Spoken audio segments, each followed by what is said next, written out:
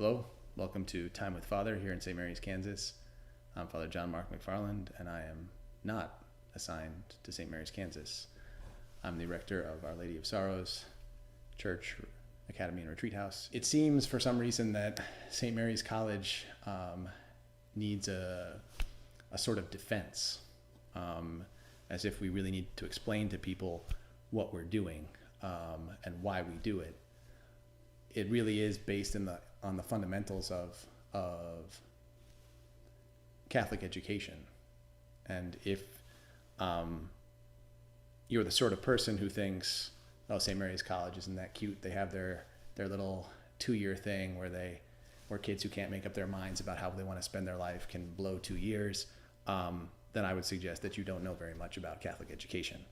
But unfortunately, this is an attitude that we come across even in the circles of the Society of St. Pius X, even among our own parishioners. And so as a great lover and defender of the college, and as a former professor of the college, I'd like to do my best to provide that defense. We are in desperate need everywhere in the church today of an elite, right? A virtuous, enlightened, resolute, and truly apostolic elite, as St. Pius X once said to a group of cardinals. And where do we find it? Right? These people with these qualifications are not just out there to be snapped up. We, in the Society of St. Pius X, need to make that elite. We need to provide the formation for that elite. And it's tremendously difficult, because how do you make that happen in occasional sermons, spiritual conferences, conversations? Our own schools, certainly secondary schools, should be a good source of material for us, but an 18-year-old is really not fully mature, fully formed, not really sure what he wants to do with himself in the majority of cases. Right? Statistics differ, but things I've read have said between 50 and 70% of college students change their major at least once, and more than half of them change their majors at least twice. And it's really understandable. Most young people, especially young men, are still trying to figure themselves out, still trying to determine what it is that they want to do. Right? It's part of the idea behind something still surviving in secular schools, general education requirements. Why does everybody have to take history or literature or those kinds of things? It's a Catholic idea to form the complete man further for a couple of years before he makes that decision about where he wants to focus his energies. And we find even among first-year seminarians, especially those who come straight from high school, that they are still immature, still have a long way to go. And those are presumably our very best kids, the ones who are going to the seminary. And they have this intensive 7-year-long formation ahead of them. Then what about those kids who aren't going to the seminary, especially those ones who have that capacity to be formed into an elite? They need further education. They are able to have an influence if they excel in their professions in life, but we can't separate those professions from the further development of their knowledge and practice of their faith. Right. Aristotle said of education that the true aim of education is the attainment of happiness through perfect virtue. Right? That's the pagan idea, and the church's idea builds on it. Right? We shouldn't fool ourselves. Catholic education is not any less important than it was in the past. If anything, it's more important given the situation of our world today. Pius XI, in Divini Ilius Magistri, his encyclical on Christian education, says the following: "It is therefore important to make no mistake in education, as to make no mistake in the pursuit of the last end, with which the whole work of education is intimately and necessarily connected. In fact, since education consists essentially in preparing man for what he must be and for what he must do here below, in order to attain the sublime end for which he is created, it is clear that there can be no true education which is not wholly directed to man's last end, and that in the present order of providence, since God has revealed himself to us in the person of his only begotten Son, who alone is the way, the truth, and the life, there can be no ideally perfect education which is not Christian education. And that is Catholic education, traditional Catholic education. It's meant to prepare a man, a human being, to reach his last end, which is, of course, eternal life. There are not two or more goals to human existence. Consequently, there can't be two or more goals to the education of the Catholic. For what shall it profit a man if he gain the whole world and suffer the loss of his soul? Our Lord's own words. And it just makes sense. Right? How can the process of developing the mind and the character of a human being for what he must be, how can that fail to take into account his very reason for existence and still be of any real value? And contemporary society, of course, and this definitely affects all of us to a certain extent, I think, we think of education, especially higher education, as job training. Right? That's a modern idea. It's not a Catholic idea. It's part of education, but it's not the whole story or even the most important element, obviously. For what does it profit a man if he gain the whole world and suffer the loss of his soul? Right? It's difficult, it seems, to shake this idea, even for our faithful, even sometimes for us priests. The writer on education, Father Edward Lean, says, to succeed in life is not equivalent to achieving a successful career. For career is not an end, but a means. So it's perfectly possible, there's plenty of evidence in the world all around us, to be materially successful, utterly miserable, and fail to save one's soul. Right? The very nature of man, his intellect and his will, are what set him apart from animals. Therefore, his happiness is a function of the use of his intellect and will, which is what makes him like the angels and like God. And the ordination of education to the last end means that it must be the life of the intellect and the will. For the Catholic, knowledge and love of God as our friend, as our Father, as our Savior, etc. So the end of education of Catholics should be a Catholic intellectual and moral life, a Catholic life, briefly. And reduction of post-secondary education to acquiring credentials for a profession is reducing it to its material advantages. It's prostituting something that should be noble to the service of mammon. Right? We're concerned with the attainment of everlasting life first and foremost, not with the attainment of money. Are the graduates of our high school totally equipped? Do they have all that they need for the development of this Catholic moral and intellectual life to its full potential? If we say that they are, I think we're lying to ourselves. I've spent a lot of time over the last 8 years working with young people at this age, and most of them simply are not ready. All right, here's a quotation from J.H. Canfield, who was the president of Ohio State in the year 1902. Very few young men know themselves at the age at which they enter college, and I think that others know them less. It is because of this uncertainty of purpose and ignorance of self that the wisest educators and the most thoughtful students of mankind have always given such loyal adherence to the general culture courses, and especially to the classical courses. Right. 1902. I don't think things have improved significantly since then, in the last 118 years. Furthermore, we cannot say that our young people are really ready for what they're going to encounter in the world. Right? They're immature, and the world is seductive, right? Leading away from God at every step. And we know, I think all of us have that experience, that we have a lot of kids who lose the faith, who totally go off the rails at this age, and sometimes they're kids for whom we really had high hopes. So what are our options to educate these young people that have been entrusted to us? Well, we can think about universities, and even if we went 20, 30, or 40 years ago, they've degenerated a lot even since then. even just in terms of academics. You have rampant grade inflation. I was reading that in 1940, only 15% of all grades awarded in American colleges and universities were A's. By 2018, the average grade point average at some of the nation's leading colleges was A-.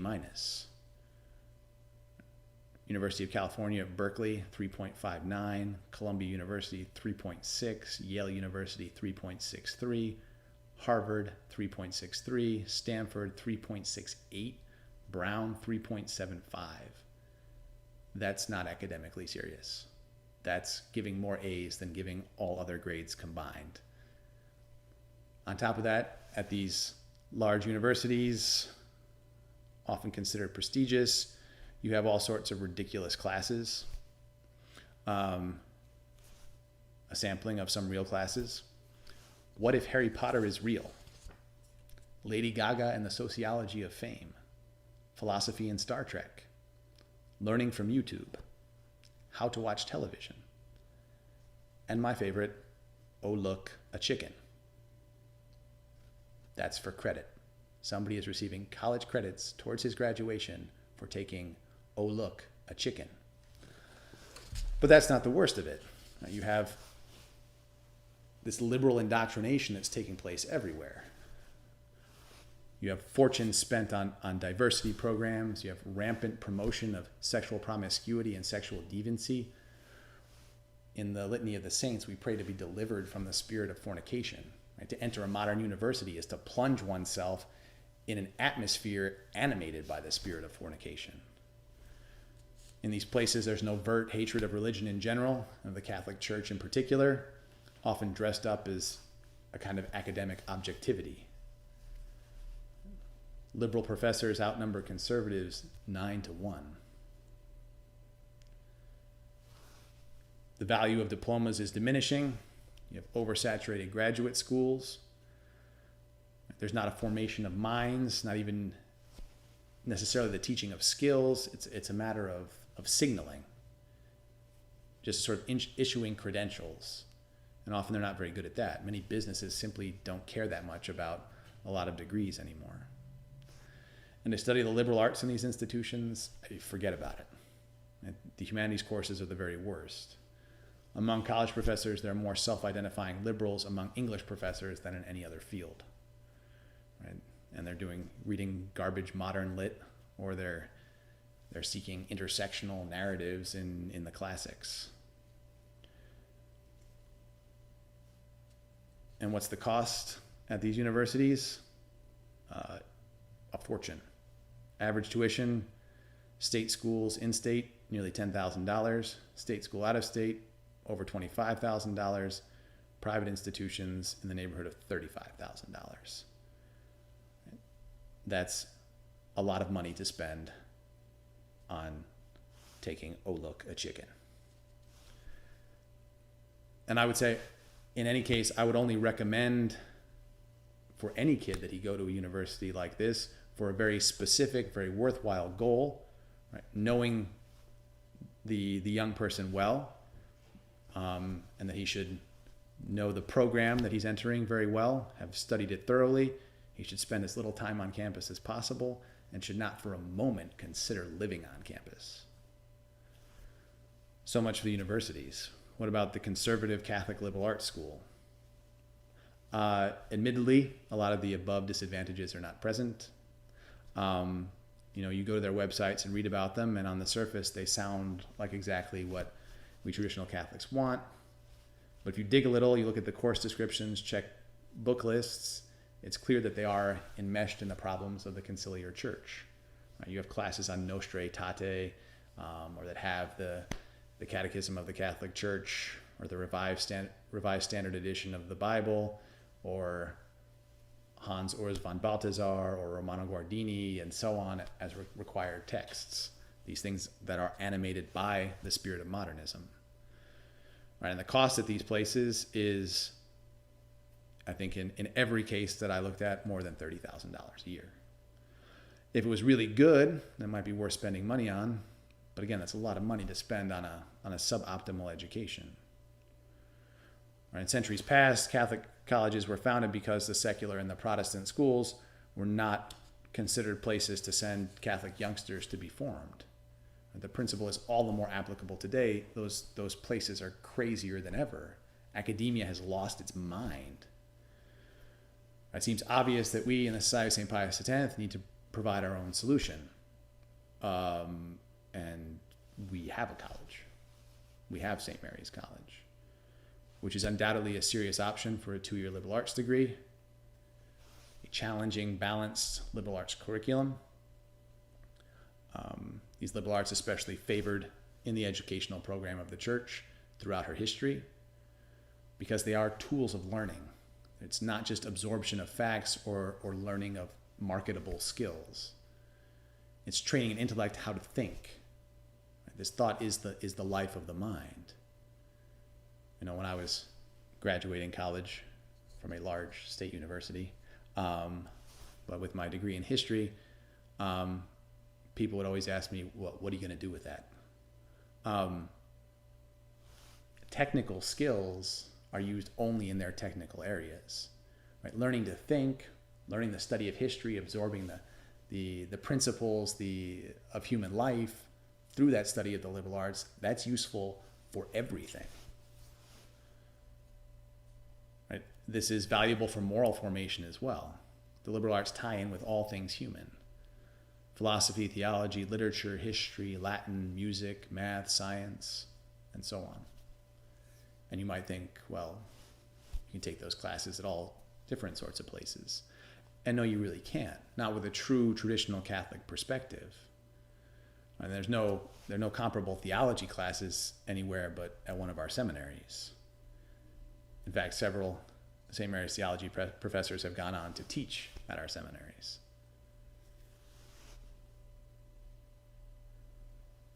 We do have talented and capable teachers. Most of them do have their doctorates, for those of you who are impressed by credentials. We have priests teaching the theology and the philosophy. It is and they are being prepared in St. Mary's College for what they will face in the world. Learning how to meet those challenges to their faith through philosophy, through theology, so apologetics, the defense of the faith, theodicy, learning the rational proofs for the existence of God, the study of ethics, learning the force of the natural law, which is so much under attack today. And I had one of the students I taught in my first year teaching here in St. Mary's. After she graduated, went to nursing school, and I was speaking with her 6 months or a year after her graduation, and she said to me, I can't imagine having come here first without having gone to St. Mary's College. And she would have been sucked in by that pressure around her, been unable to defend the things that she believes. The social life of St. Mary's College is an important element as well. It is an all-traditional Catholic environment. There's not a lot of institutions of post-secondary education in the world that can claim that. Generally, they're pretty serious young people coming to the college. Certainly a notable difference. One time I was teaching first year course in the college and 12th grade in the academy here in St. Mary's, and there's a difference, a notable difference, even in just that 1 year and in the mentality between high school and college. The college students want to be there. They really want to learn. They have a higher than average academic ability. They have a much higher than average seriousness about the practice of their Catholic faith. And on that account, the friendships that they form are generally deeper and longer lasting than their high school friendships. Right? And it's not a minor point. When they go to a modern university, with whom are they in contact? There's all sorts of potential for acquiring undesirable associations. Right? Or they have to remain aloof, which is difficult to do. Find their own friends at church, often not having a very large pool of other young people from which to draw. Right? There are plenty of college-specific activities for them in St. Mary's that put them in contact with one another and foster the development of those Catholic friendships. The spiritual element, the access to the liturgy, at least 3 public masses every day, weekly mass for the college itself, for the college students, with a sermon directed at them, more sung and solemn masses than almost anywhere, compline every night, vespers on Sunday and feast days. There are 12 priests here in St. Mary's, 2 of them teaching in the college. They also have a dedicated chaplain who's assisted by the priest professors. There's spiritual direction or other advice and so on available on a regular basis, dedicated confession time, a weekly spiritual conference, and plenty of informal contact. They will never again in their lives have the opportunity for so much contact with priests. There are retreats every year, 5-day retreat, alternating such that everyone there for 2 years gets a 5-day Ignatian retreat 1 year and a 5-day Marian retreat the other year. Right? And those are not nice extras. The spiritual life is the essential of human life. Are we going to form the Catholics of the future by divorcing their higher education from the life of their soul? And is there a time of their life where guidance, the liturgy, the sacraments, and a truly Catholic atmosphere are more needed? You can think about how we were when we were 18, 19 years old. Probably for most of us, life would have gotten a lot better. We would have acquired a lot fewer bad habits and so on if we had that kind of atmosphere, that kind of support in those years where we are still being formed, where we are transitioning to adulthood. As I said, St. Mary's College, for some reason, needs to be defended. And you have lots of objections. Some of them are not serious enough really to deal with here.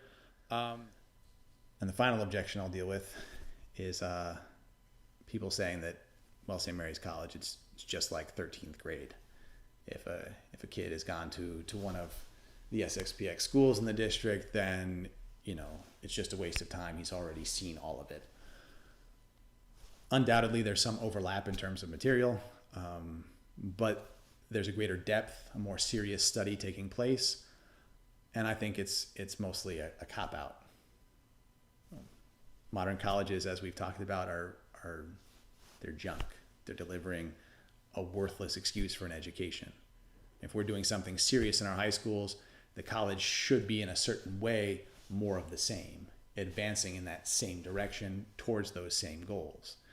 And I think a lot of what people are complaining about is they don't want the rules and the structure that we have here at St. Mary's College. They want the free and easy life of the modern college student. And that's something to be strongly discouraged in an 18-year-old, not fostered and encouraged.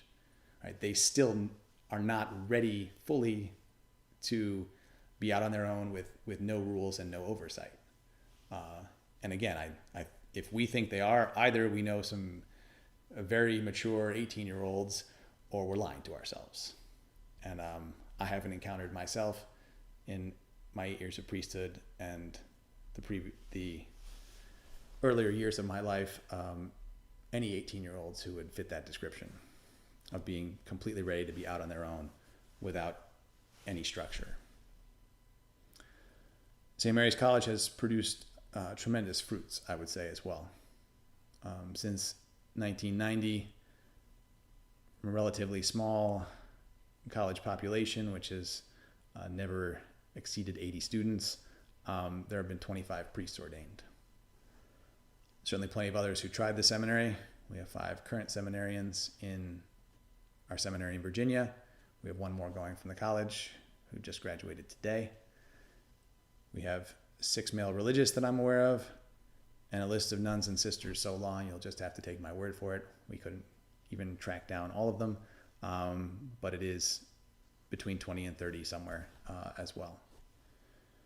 And we have dozens of solid Catholics who have come from the college. Professionals in numerous fields, medicine, law, engineering, etc. We have mothers and fathers of great Catholic families. We have some of the best teachers in our schools have come from our college. And for the future, certainly we want to continue developing the college. We'd like one day, it's the great dream of many of us, especially Father Frank's, to have a 4-year program for a liberal arts degree and for teaching as well. But expansion, growth requires greater interest, right? And that interest has to come from our own people, from our SSPX faithful. We want to keep expanding. We want to make this better and better, but it is really already something good. If you ask me, after 8 years of priesthood, 3 years spent teaching in St. Mary's College, 6 years spent teaching 12th grade religion, 3 years as a school principal, 2 years preaching retreats, a year and change as vocations director.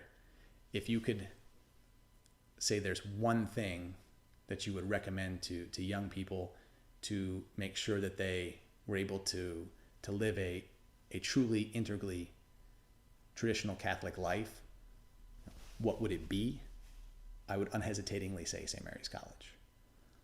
Of all the other things that we try to do for our young people, none of them compares.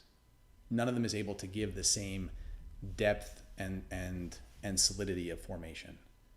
It's just not possible in young adult groups and in conferences and even retreats to give that same level. Right? If we want our young people to be the Catholics that they're meant to be, if we want them to persevere in the faith, if we want them to reach their full potential as God understands it, then this is our best tool, St. Mary's College, certainly. Because there is only one purpose of human life. We can't complain if our youngsters lose the faith and morally degenerate and so on if we don't make every effort to provide them with what's necessary in order to save their souls.